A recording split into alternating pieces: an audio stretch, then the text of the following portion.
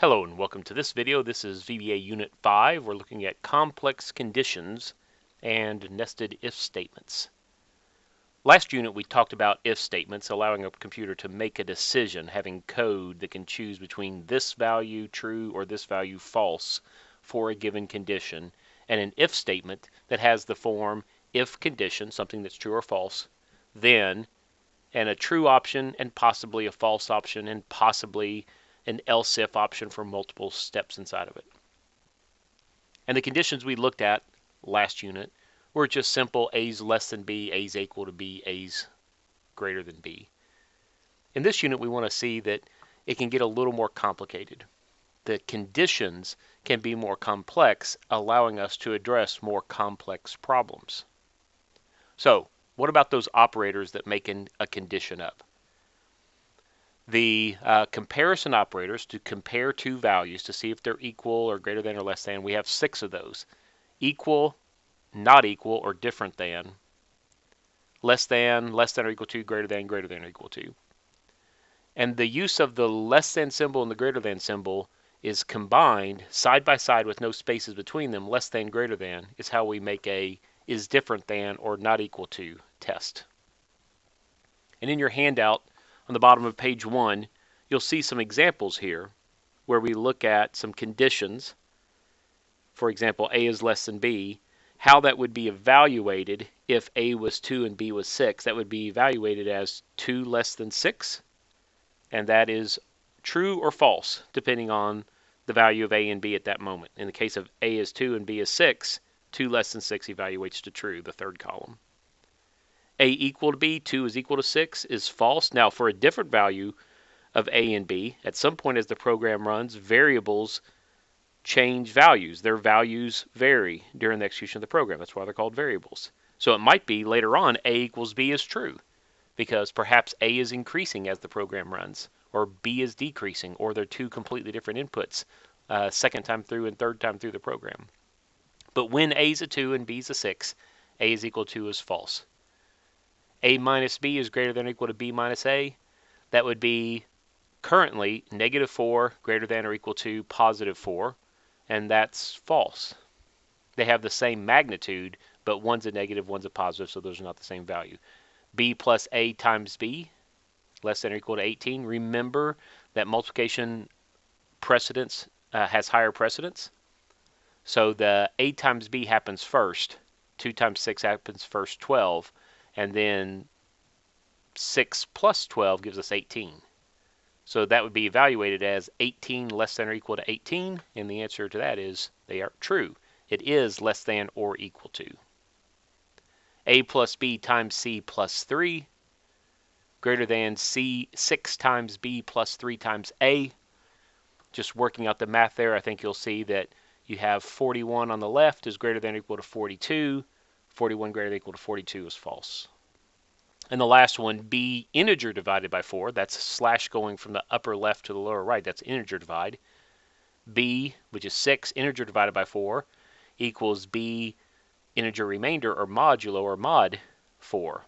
So integer divide is 1, because 4 goes into 6 one time with something left over, and integer divide is just the 1 going in. And the right hand of the equals is mod integer remainder. 4 goes into 6, there's 2 left over, so the mod is 2. 1 equal to 2 is false. So you can see that we didn't really do complicated expressions last unit as part of our conditions, but everything we've learned about operators and operator precedence, multiplication, division, exponents, parentheses to change the order of exponents, all of that applies and can be part of our condition if we need it to be. On page 2, we talk about another way of making our conditions more complex, which is to use some compound operators that are logical operators, and, or, not, and sometimes XOR. This is where we would introduce that. I don't think we're going to be using XOR anytime soon, but it is a logical operator like and, like or, and similar to not. Not's a bit different because it just takes a single value, true or false, and converts it to the opposite value. True becomes false, false becomes true. The other three, and, or, and XOR, all have 2 logical values, and it produces a logical result. I'm using logical here to mean a true or false. So the previous operators, the relational operators, they use numeric values. 5 is greater than 3. Logical operators and or not compare logical values, true and true, true or true, true XOR false, true XOR true. Okay. You don't say 5 and 7. We need a mathematical or numerical operator for numbers. But if you want to compare two logical values, you use these operators. And it allows us to build up complex or what we call compound conditions. If you're using a logical operator, and, or, not, or XOR, you're going to have, it's a compound condition, and you can get some more logic and some more strategy into the test. So x equals 3 is just a regular relational operator. Put a not in front of it, we get a compound condition. X equals 3 when x is 3 and y is 7. In this example, we're assuming x is 3 and y is 7. So x equals 3 is true. Not true is false. The second example, x is greater than or equal to 4. Well, x is 3, so greater than or equal to 4 is false. And y is greater than or equal to 7. Y is 7, so that's true. So I have false and true. The way that and works, and you can see that there on page 2, returns true if and only if both conditions are true. It has to be true on the left, true on the right. True and true is true. Otherwise, you get a false result. Or is much less demanding. If you look at the or directly below that, or satisfies, produces a true result if either condition on the left or the right is satisfied. It's true. The example I sometimes use is the and is a demanding child at Christmas time, or a demanding person on a job interview. So Christmas time, a child might say, what do you want for Christmas? Well, I want a new pony and right a 70-inch TV set. And by using the word and, they mean both. And if you don't get them the pony and the 70-inch TV set, they're not satisfied. A less demanding child says, what do you want for Christmas? Right? Well, I want, a pair of socks or a hug. And that or is a much less demanding statement. If you give them just the pair of socks, they're satisfied. If you give them just the hug, they're satisfied. Same thing on a job interview. If you say you're interviewing for a job and things are looking good, and they start saying, what are your conditions?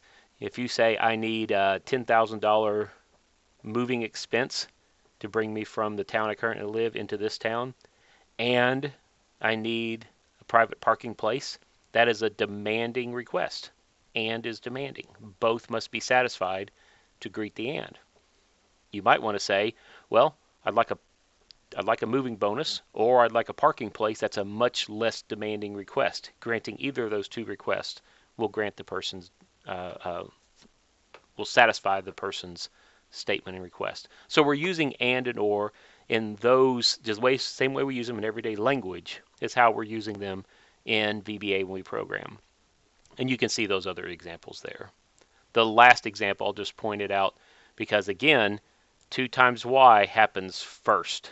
Make sure that you multiply 2 times 7, 14, and then add 3 to that, which is why it's false. And you do 2 times x first, 6, and add 7 to that, which is why it's equals 27 is false. The advantage of using these compound conditions is we can write more complex logic into our programs. So there's 2 examples at the bottom of page 2. In one case, we're an insurance company showing the condition for an insurance company to specify the premium for one of its clients, one of its customers. If it's a male under the age of 25, there might be an increase in insurance premium, for example, and that's the way that you could code that. That could be if, and then that compound condition, gender equals male, and age is less than 25, then do something, right? Raise the rate by 10%, or raise the rate by $20 a month, or whatever it is you wanted to do. Another example for wanting to reach out to seniors who have a 3.25 GPA, we could use that compound condition, hours earned greater than 90, and GPA is greater than or equal to 3.25. That could be part of an if statement. If that compound condition, then do something. Right? Send them a letter to congratulate them and encourage them to come by the office to get cords or something for graduation. So our conditions can get complex, and how we start using those, the other part of this unit, is this idea of nested if statements. With an assignment statement, there's usually only one or two ways to calculate hours or rate or pay. Right, to calculate gross pay, to calculate sales tax. Those are pretty straightforward calculations. To calculate length, to calculate width, those tend to be pretty straightforward calculations. Area and perimeter, to calculate area and perimeter, given length and width, it's pretty cut and dry. You might say perimeter is length plus width, or you might say it's length times 2 plus width times 2, but you're basically saying the same thing. When it comes to using if statements to solve problems logically, there's a lot more flexibility than you think. And exploring those different ways of doing this, using the if statement, is helpful. You did a number of these last unit, but we didn't really deal this issue of nesting if statements. So let's see an example here. If you have this problem, it's highlighted in blue on the middle of the page. Input two values and output one of the following three messages. The inputs are equal. The first is greater than the second. The first is smaller than the second. Well, I have three possibilities, so I can't do three possibilities with one if statement. I would have to have an if else if, or I could do it with a logical nesting. And this figure shows us what our logic might be. Input the first value, input the second value, test the first and second to see if they're equal, and if they are, then the values are equal. But if they're not equal, there's still two possibilities. There might be not equal because the first is larger than the second, or there might be not equal because the first is smaller than the second. So I'm going to have a second test if first is less than second. And that test is going to appear inside the previous if statement. So if first equals second is false, I'm not done with the if statement yet. I'm doing a staircase or a nesting of if statements. Here's what it might look like in code. So on page 4, we see nested if solution. We have two variables, first and second, that are integers, and we get those values from an input dialog box by prompting the user with a message, please enter the first number, please enter the second number, and storing the results of the user's typing into the variables first and second. Then it says if first equals second, then message box values are equal, else. And notice that inside the else, between the else and the end if, there's another if, a separate if statement, if first is less than second. So it's a nested if statement. And we only get to that nested if statement if we've already tested and failed the previous test. So I won't do first is less than second if they're equal. If they are less than second, I say first is less than the other. And if it's not equal and it's not less, the only option left is first is greater. Now this is a nested if because it's an if statement inside the then or the else branch. It's similar to an if-else if structure that we saw and talked about last class. If condition, then else if condition. That's not a nested if by traditional definition. It's a if-else if test. So, and which one of these is better? Whichever is more clear to you. There's times where you want to nest things because the conditions might not be directly related. We're going to look at a couple of examples here in just a second where nesting might be the best solution. But it's not always the best solution. Sometimes if-else if is the best solution, and sometimes there's other ways of doing it. You really press your logical creativity when you start dealing with if statements and writing problems to solve those. And this week's homework has got, I have three problems that I'm asking you to write and a couple of extra credit problems that will be tough, but if you get them solved, I'll be very impressed, and I hope that you give them a try.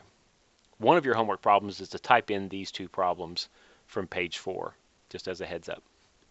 Your second of your homework problem is to type in the case study that starts on page 5.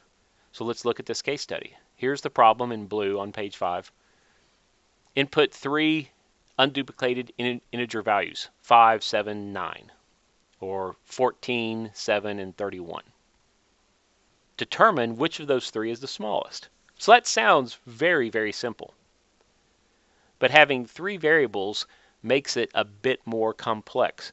I can come up with, and I do have in this chapter, 4 different solutions, completely different solutions to solving this very simple problem. Input 3 integers. You can even assume that they're not duplicated, so it's not 5, 5, and 7. All right, so each one's a unique integer value, 5, 7, 12, or 12, 7, 5. Right? The order, you don't even know the order. And let's look at 4 different solutions here. The first solution uses nested conditions. This is a flow chart of this solution. Input A, B, and C, and I test first is A less than B, and if it is, then I test is A less than C, and if it is, then I know that A was the smallest, right? If A was less than B and A was less than C. Now, if A was less than B, but A was not less than C, then that means that C was the smallest.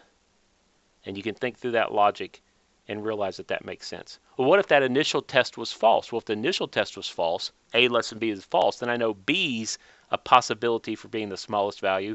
I have to test which is smaller between B and C, so I have a condition nested inside the false branch of that condition. The code for this is on page 6, an implementation of that first case study solution 1. If A is less than B, then. If A is less than C, then. Right? And then the nested test if B is less than C. So that's one solution. Now here's another solution. Same problem. Input 3 values. Tell the smallest value of the 3 inputs. Only this time we're taking advantage of the compound condition using an AND. If A is less than B and A is less than C. In one test, I'm saying, is A smaller than both B and C? Well, if it is, then I know that A is the smallest. Likewise, if B is less than A and B is less than C, it's less than both A and C, then I know B is the smallest. And test C, is it less than A and is C less than B, then C is the smallest. So that's case study solution 2, and the code for that's on page 8. Input A, B, C, right? Use the input box to prompt the values stored into the variables that we've declared A, B, and C, and then test compound condition. A is less than B and A is less than C. A is the smallest, B is the smallest, C is the smallest. When you're doing this kind of a test, do not write it this way. It won't crash, but it logically will not do what you want it to do. You do not write if A is less than B is less than C. That is okay in Grice Hall in a math class and an algebra class as a shorthand abbreviation, but computers are dumb, not smart, so we have to be explicit. We have to say A is less than B and A is less than C. Here's the third answer, a third solution that works just as good as the other 2 solutions. Whichever one you think is easier to read and understand, that's the better solution for you to this problem. Input 3 values, and then we use a compound condition, A is less than B and A is less than C, to test for the A scenario. But we nest in the false branch. If it's not A, it's either B or C, so we just test for B or C with a simple B is less than C test. And here's what that looks like on page 10. A, B, C are our variables. We input them, get the values from the user using input box prompts, store the values into the variables A, B, and C. Then it's an if statement with a compound condition, A is less than B and A is less than C. A is the smallest, else, and then an if statement inside the else, so we have a nested if, B is less than C. And then finally, our fourth solution, and I like this solution. This one's a little elegant, and it's completely, it's got something different than any of the other 3 elements solutions. In this fourth solution, we're adding a variable that doesn't exist in the first 3 solutions.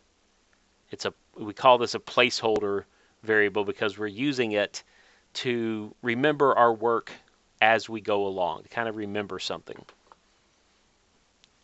The flow chart for this is that we input A, B, and C, and then we say the first value, A, we copy that into smallest. So smallest is this little placeholder value, and I just assume that the first variable is going to be the smallest. And then I test the second value. Is B less than the smallest we've seen so far?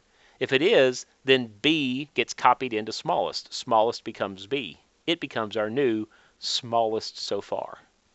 And then I test the next value, C. Is C less than the smallest? I don't know if smallest was A or smallest was B. It doesn't matter. I just know C's smaller than the smallest we've seen so far, so C gets copied into smallest. Remember the assignment statement, the left-hand side is what changes. It becomes the value on the right-hand side. So smallest changes. I get through this loop, I get through this logic using testing A, B, and C using this placeholder value. And then when I'm done, the placeholder smallest, that variable, whatever it has, is the smallest value. I don't know where it came this way. I don't know if it came from A or for B or for C, and I don't care. I just know that it was the smallest value. And there's the code for case study solution 4. This is on page 12. Okay, so here's our homework. The first two problems should not be very bad. The first homework for this unit, and that should say unit 5, not unit 4. I'll correct that on the document. You'll see it. It'll be 5.1. 5.1 is that we have three inputs, the nested if solution and the if-else if solution on page 4. So you're going to write two subroutines, test them to make sure that they work, run the code, kind of see how the program works, spend some time typing it, running it, thinking about it, understanding it. And the second of your three required homework problems is also pretty straightforward. I want you to type in the case study solution, smallest of three inputs. And I want you to do all four solutions for that. Those solutions appear on pages 6, 8, 10, and 12. So again, type those in as four separate subroutines. Test them, run them multiple times, see how the program works. Change the order of the input, do 3, 5, 7, do 21, 10, and 4. Try a negative number. How does that change things? Should that change things? Test your intuition, but type those in.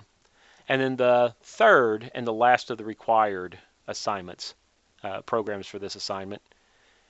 This is a real world situation. When you ship a package at UPS, they have some rules about how you ship your package, how you determine the length, the size of your package.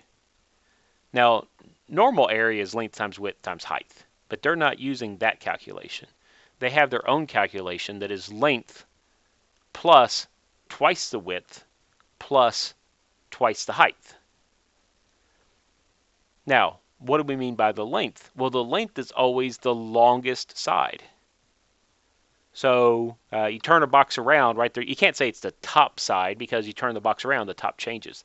The length is always the longest side. So it's the longest side plus twice the other side plus twice the third size. The two non-longest sides get doubled and added to the longest side.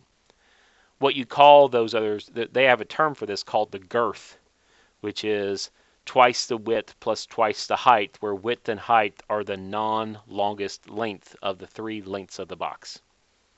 So you add the length plus the girth together. That's the area of the package. They also want you to weigh the package as part of their shipping, telling you the cost of shipping.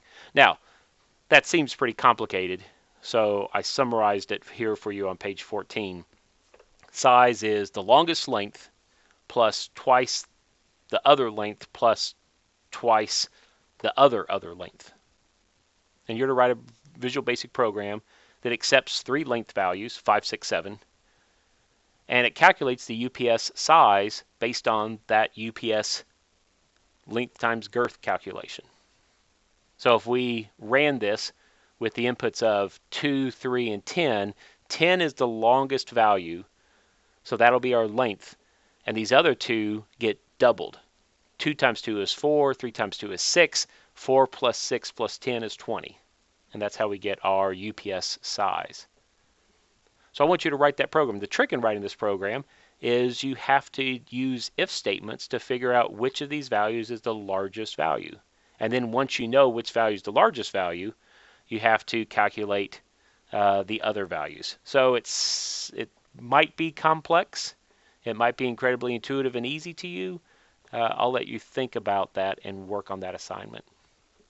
By the way, does this seem excessively complex? I think so. And part of the way I even thought about this or knew about this girth situation is I was watching the comedian named Brian Regan, and he was talking about UPS, and it's actually quite funny. It's about 3 minutes long. If you want to Google Brian Regan UPS and watch that 3-minute clip where he talks about shipping something at UPS, I think it's pretty funny. It's the inspiration behind this assignment for you. Now, there are 2 optional extra credit activities in this assignment. You don't have to do these, but if you get done with the length and width and girth problem and you're not trying to pull your hair out and run screaming to a couch to watch Netflix for 5 hours, if it doesn't cause you great pain and suffering, go ahead and try these extra credit optional problems. Smallest of 5, which is similar to the smallest of 3 case study, but you're doing 5 inputs instead of 3 inputs. And think about those 4 case study solutions and figure out which of those 4 solutions would be the easiest to modify to have 5 input values instead of 3 input values. The other extra credit optional homework problem is to figure out the middle value of 3 input values. Similar to the case study where you have 3 input values, but instead of displaying the smallest value, you have to go through the logic of determining the middle value. And again, you can look at the 4 case study solutions and figure out, ask yourself, which of these 4 would be easiest to modify to find the middle value. And as a reminder, as a heads up, for this solution to work, it needs to work for all combinations. So there are, on page 17 here, there are 6 combinations of any triple input triple. So 1, 2, 3 can be entered in 3 different ways. 1, 2, 3, 1, 3, 2, 2, 1, 3, 2, 3, 1, 3, 1, 2, 3, 2, 1. Right. Same thing with 5, 7, 12. It could be 5, 7, 12, 5, 12, 7. 7, 5, 12, 7, 12, 5. 12, 5, 7, 12, 7, 5. Right. Any 3 numbers could be input in 6 different ways, 6 different sequences. And your program needs to work for all 6 input sequences. You can't just assume that the second value is the middle value. That would be a very easy program. Input A, input B, input C, print out B is the middle value. Right? So you have to handle the fact that the input sequence, the middle value might be first, the middle value might be the second, the middle value might be the third input, and the largest value might be first, second, third, and the smallest value might be first, second, third. So when it works for all 6 inputs, you should get 2's the middle value in each of those 6 cases. Your program should output a 2 each time. If you input 5, 7, 12 in all the combinations, it should print out 7 each time because it's the middle value each time. So that's an optional extra credit homework problem. And if you have a good logical mind, you might have some success on that problem. I hope you give it a try. And be sure to watch the Brian Regan video because it's really funny. Brian Regan UPS. It's fun.